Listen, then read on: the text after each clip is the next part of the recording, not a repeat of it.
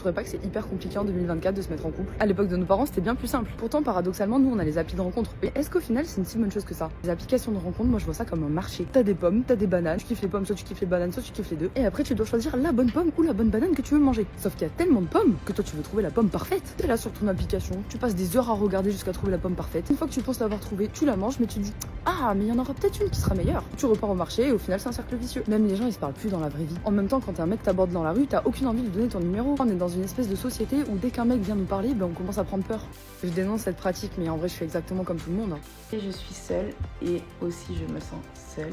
Alors je vous cache pas que je me suis habituée et que des fois c'est ce qu'il me faut. Mais bon, avec le temps qui passe, je me rends compte que parfois j'aimerais bien être accompagnée et avoir une épaule sur laquelle je pourrais me reposer. Mais quoi de neuf dans ce monde de progrès, les amis? Que se passe-t-il? Les relations hommes-femmes, ce serait beaucoup trop compliqué. Je trouvais pas que c'est hyper compliqué en 2024 de se mettre en couple. À l'époque de nos parents, c'était bien plus simple. Pourtant, paradoxalement, nous, on a les applis de rencontre. Mais est-ce qu'au final, c'est une si bonne chose que ça? Les applications de rencontre, moi, je vois ça comme un marché. T'as des pommes, t'as des bananes, tu kiffes les pommes, soit tu kiffes les bananes, soit tu kiffes les deux. Et après, tu dois choisir la bonne pomme ou la bonne banane que tu Oui, c'est un catalogue, hein, une espèce de catalogue qui semble infini. veux manger. Sauf qu'il y a tellement de pommes que toi, tu veux trouver la pomme parfaite. T'es là sur ton application, tu passes des heures à regarder jusqu'à trouver la pomme parfaite. Une fois que tu penses l'avoir trouvée, tu la manges, mais tu dis ah, mais il y en aura peut-être une qui sera meilleure. Tu repars au marché. Exactement, le paradoxe du choix. Plus vous avez la sensation d'avoir un choix infini, plus c'est difficile de faire un choix. Et au final, c'est un cercle vicieux. Même les gens, ils se parlent plus dans la vraie vie. En même temps, quand un mec t'aborde dans la rue, t'as aucune envie de lui donner ton numéro. On est dans une espèce de société où dès qu'un mec vient nous parler, on commence à prendre peur. Après, à qui la faute? Est-ce que c'est parce qu'il y a trop de mecs lourds qui viennent nous faire chier? Je me dis, le mec bien qui va aborder une meuf parce qu'il la trouve mignonne, le pauvre, il va même pas avoir sa chance. C'est trop habitué à faire des trucs sur le digital. Même en boîte de nuit, des fois, t'es là avec tes copines, tu kiffes, y a un mec qui vient te parler, même pas tu prends la peine de lui répondre. Et les gens, ils sont là, ouais, mais non, mais je rencontre personne, c'est trop chiant, j'en ai trop marre. Mais en même temps, on laisse pas vraiment la chance aux personnes. Peut-être que les réseaux, les sites de... Elle parle des femmes, hein. Et d'ailleurs, depuis tout à l'heure, elle parle surtout des femmes. Celles qui ont l'impression d'avoir un choix infini, ce sont surtout les femmes. Le nombre de likes, le nombre de matchs qu'elles peuvent avoir, ça peut donner le tournis. Du coup, comme elle dit, elle ne laisse pas toujours la chance aux hommes qui auraient pu être compatibles avec elle. Site de rencontre, c'est aussi peut-être un côté rassurant. Tu vas te dire que ça t'engage à rien. Si la personne elle saoule, tu peux la bloquer. Mais au final, tu commences à tisser une relation qui est même pas réelle. Elle est virtuelle, ta relation. Je pense qu'aussi les gens aujourd'hui, ils ont peur. On est tellement habitués à faire du virtuel avant le réel que le réel directement, ça nous fait flipper. Pas une critique. Quand j'étais sur Tinder et qu'une personne me disait viens on se voit, j'ai dit bah non, on va discuter avant. On était à l'époque de nos parents et que cette personne, je l'avais rencontrée dans un café, je serais allée la voir directement. C'est aussi normal parce qu'avec le virtuel, tu peux créer des fakes. Tu sais. D'ailleurs, les amis, ne passez pas un temps fou, des semaines, des mois, à discuter avec une femme. Essayez de les voir le plus vite possible, parce que certaines ne sont même pas là pour voir quelqu'un en vrai. Au-delà même de ce qu'elle dit, il y en a qui ne sont même pas là pour voir quelqu'un en vrai. Elles sont là pour de l'attention. Les femmes se nourrissent d'attention. Donc essayez le plus rapidement possible de vous voir en vrai. Dites-lui que vous n'êtes pas très technologie, que vous êtes plutôt pour les discussions de visu. Ça vous permettra de faire le tri entre les filles qui sont là uniquement pour de l'attention et les filles qui cherchent vraiment quelqu'un. C'est pas sur qui tu peux tomber. Je trouve que du coup c'est tellement complexe. Il y a des gens qui veulent pas être sur les sites de rencontres pour justement éviter cette espèce de truc de marché. Mais il faut se faire une raison. C'est vrai que quand tu passes pas par les sites de rencontres, ça devient quand même compliqué. En plus les gens aujourd'hui ils veulent pas se mettre en couple. Toujours les gens qui disent non mais on va se voir, mais attends on se met pas en couple. Les gens qui disent ça c'est parce qu'ils espèrent potentiellement trouver mieux et donc ils te gardent sous le coude. Ils ont envie d'être sûrs avant de s'engager et du coup de continuer à voir s'il y aurait pas mieux ailleurs. Ou alors ce sont des tchads qui peuvent se permettre de te dire qu'ils veulent pas de sérieux et c'est à prendre ou à laisser. Si tu n'acceptes pas, ils en trouveront d'autres. C'est hyper frustrant pour une personne qui vient de s'attacher. Je dénonce cette pratique, mais en vrai, je fais exactement comme tout le monde. Et oui, il faut aussi se mettre à la place des femmes. Hein. Quand vous avez énormément de choix, vous avez un certain comportement. Le comportement de ceux qui ont l'embarras du choix. Voilà, c'est humain aussi. Quand t'es habitué à être célibataire depuis longtemps, tu te dis que t'es libre et que dès que tu vas te mettre en couple, tu vas t'enfermer. Moi, je pensais comme ça. Cette manière de penser est complètement nulle. Tu vois le couple comme un truc qui va te mettre des barrières, alors qu'au final, c'est quelque chose qui va te permettre d'avancer à deux, d'avoir des projets, de construire mieux ta vie. Comprends les gens qui disent je suis très bien tout seul.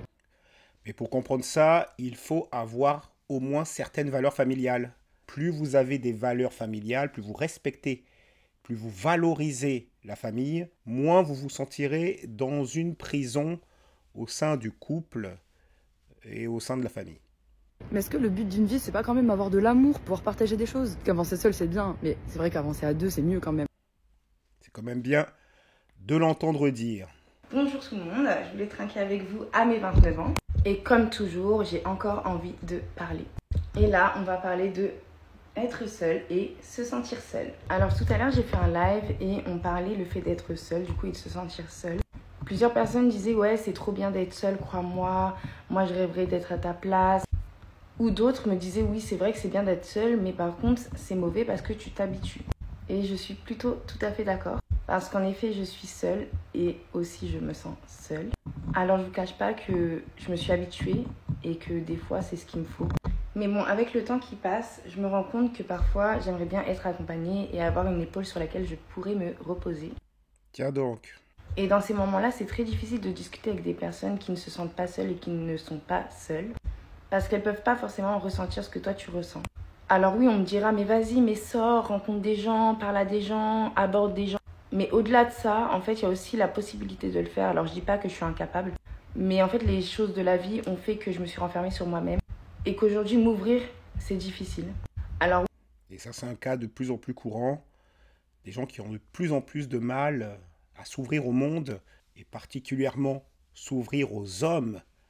Pour de plus en plus de femmes, c'est un problème. Les hommes sont pointés du doigt un petit peu comme la source de tous les maux. Et dans ces conditions-là, pas très simple de s'ouvrir à ces créatures masculines dont on nous dit qu'ils sont des oppresseurs, etc. Il faut dire que ça n'aide pas les femmes qui n'ont pas la fibre, qui n'ont pas déjà la fibre très sociable. oui, je peux rencontrer des gens, parler, discuter, rigoler, il n'y a pas de problème. Mais quand il s'agit de devoir faire connaissance, connaître la personne, voilà. Le rapport homme-femme, le rapport amoureux, se confier un petit peu, s'ouvrir, ça devient un peu plus difficile. Alors, je ne sais pas si j'en serais capable ou non, même si au fond de moi, j'en ai vraiment très envie. Mais je me suis... Et oui, hein, les femmes sont faites pour ça. Les femmes sont faites pour obtenir l'engagement d'un homme. Elles sont faites naturellement pour ça. Hormis quelques exceptions, la très grande majorité, pour ne pas dire la quasi-totalité des femmes, sont faites pour trouver un homme, avoir l'engagement d'un homme. Elles ne sont pas faites pour être seules. Je suis tellement habituée à être seule et à me dire « Mais Charlène, c'est très bien d'être seule. Tu as raison, regarde là, tu te prends pas la tête. Regarde, tu te poses pas de questions. Regarde, tu dépends de personne. Tu as le besoin de prévenir personne. » Du coup, je me suis rassurée comme j'ai pu. Mais c'était pas du tout la bonne solution et ça... C'est le mot. Je me suis rassurée comme j'ai pu.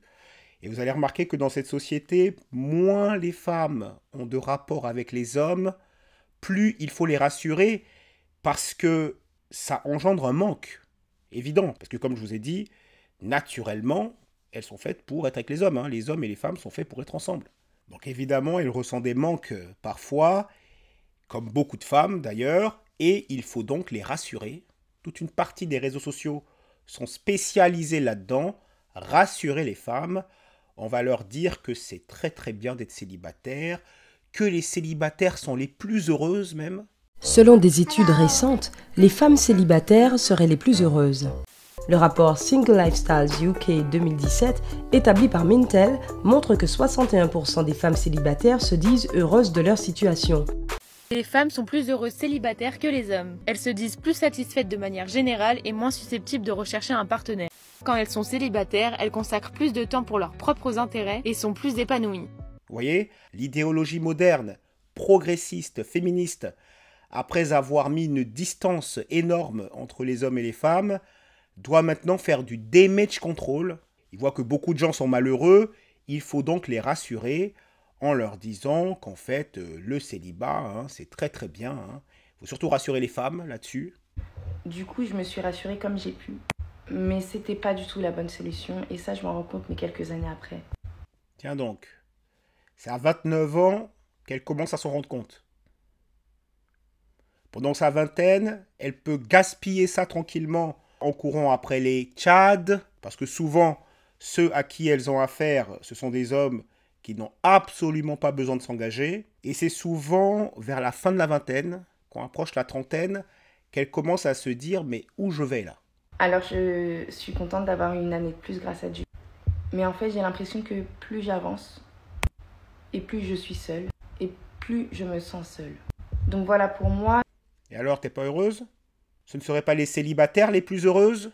De me dire, bah voilà, je viens d'avoir 29 ans, j'ai bientôt 30 ans, enfin c'est dans 1 an mais quand même, et je suis seule, je me sens seule. Pas je m'ennuie parce que j'ai des choses à faire, mais vraiment c'est pas qu'est-ce que je vais faire avec qui aujourd'hui, c'est vraiment qu'est-ce que je vais faire aujourd'hui toute seule. Et ben des fois, t'as pas envie de te motiver, t'as envie de rester dans ton... Il y a beaucoup d'activités que les femmes détestent faire toutes seules. Aller au resto toute seule, aller au cinéma toute seule. Énormément d'activités qu'elles détestent faire toutes seules. Les faire toutes seules, ça leur rappelle encore plus qu'elles sont pas bien toutes seules. Aujourd'hui toute seule, et ben des fois, t'as pas envie de te motiver, t'as envie de rester dans ton lit, dans ton canapé, t'as envie de rien. Et en fait, je trouve que c'est une mauvaise routine. Alors bien sûr, il y a des jours où je me lève et je me dis non, là j'ai vraiment envie de rester dans mon lit, genre toute la journée, toute la nuit. Et puis je me dis mais Charlène, c'est pas bon, parce qu'il faut te forcer en fait à aller au moins sur ton canapé, à manger, à boire quelque chose.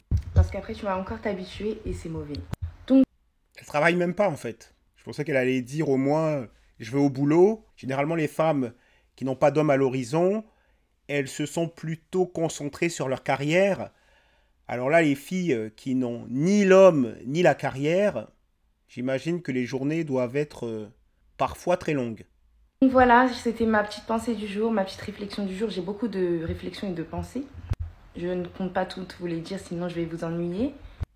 Merci à toi pour le partage. Nous passons au Tinder Show. Le Tinder Show avec 34 ans, Eugénie peut-être, qui nous dit... Principalement ici pour discuter, j'adore le sport, la course à pied, le HIIT c'est le fitness. Je suis indépendante, simple, j'aime bien cuisiner et dès que je peux, je voyage. Si tu n'aimes pas les enfants, ne m'écris pas. Maman de 2 garçons et de par mon travail, ma passion, 2 autres enfants sont à la maison. Pas de panique, ils sont adorables. Tu es toujours là ? Alors Eugénie, qui a conscience que ce n'est pas un très bon point pour une femme sur le marché de la rencontre que d'avoir déjà des enfants de quelqu'un d'autre. Au moins, elle en a conscience, et avec un peu d'humour, elle demande si les hommes sont toujours là. Elle se dit que certains, dès qu'ils liront « Maman de 2 garçons », ils ont déjà disparu, ils ont déjà quitté le profil. Non, beaucoup vont rester là. Ils vont rester là. Ils ne vont pas abandonner. Par contre, voudront-ils une relation sérieuse avec Eugénie? Rien n'est moins sûr. Leur objectif est tout autre. Eugénie adore le sport. Eh bien, ça tombe bien. Les hommes qui vont la contacter, pour la plupart d'entre eux, adorent aussi le sport, mais je ne vous parle pas de course à pied. Je vous parle d'un tout autre sport. Souvent, les hommes sur les applis de rencontre auront droit à ce genre de profil. Ce sont des femmes qui, pour le coup, ont vraiment besoin de Tinder parce que c'est pas évident. La plupart des jolies jeunes femmes sans enfants sur les applis de rencontre sont surtout là pour de l'attention, comme je vous disais. Énormément de femmes ne répondront pas ou ne vous verront pas dans la réalité ou vous donneront leur numéro et lorsque vous les appelez, elles ne répondront pas au téléphone. Beaucoup de femmes, vous ne les verrez jamais en vrai. Parce que ce n'était pas vraiment leur but, elles n'ont pas vraiment besoin de Tinder pour trouver quelqu'un.